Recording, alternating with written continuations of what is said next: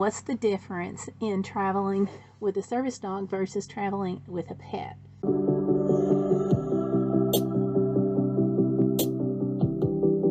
Hi, my name is Gayle. Welcome to my channel. I'm traveling with my service dog, Pipsy. While we're stopped tonight, I'm going to take a minute and I'm going to answer that question.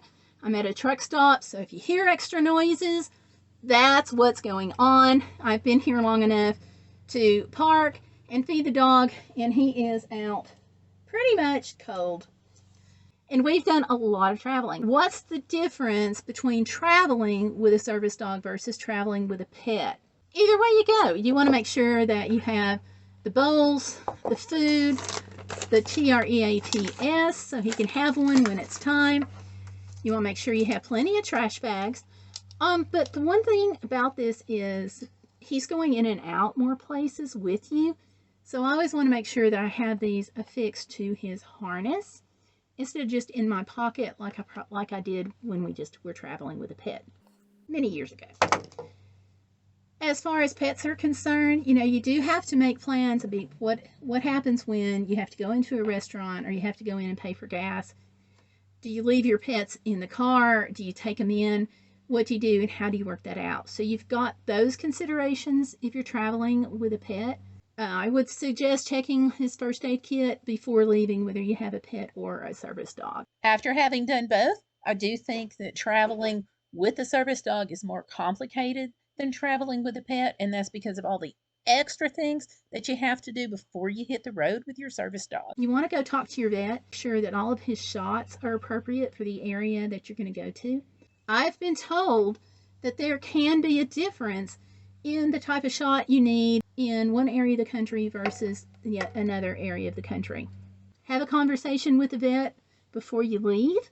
With a service dog, you want to make sure that he is well groomed at all times. A road trip is not the time to introduce him to something new. Bring your glove or your brush, whatever you usually at home, bring that with you. Keep him up to the standards that you would expect a service dog to be up to, whether you're at home or on the road, so you've got all of that extra stuff. Also, make sure his gear is perfect before you leave home. If there is a repair that has to be made, or if you need a replacement, don't count on any of those parts being available on the road. Whether you're traveling with a pet or a service dog, bring an extra leash. That's one piece of equipment you don't want to be on the road and have an unexpected failure with. And yes, your service dog is going to go into restaurants and when you pay for gas, and he's just going to be with you more. You always have to be prepared for a denial of access. Okay. Can he be in the lobby and stuff? No. So it doesn't matter?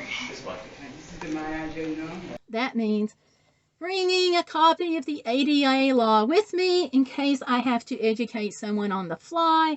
I can whip it out of his harness and say, here you go, he can go with me here. You've always got to have that backup plan in mind.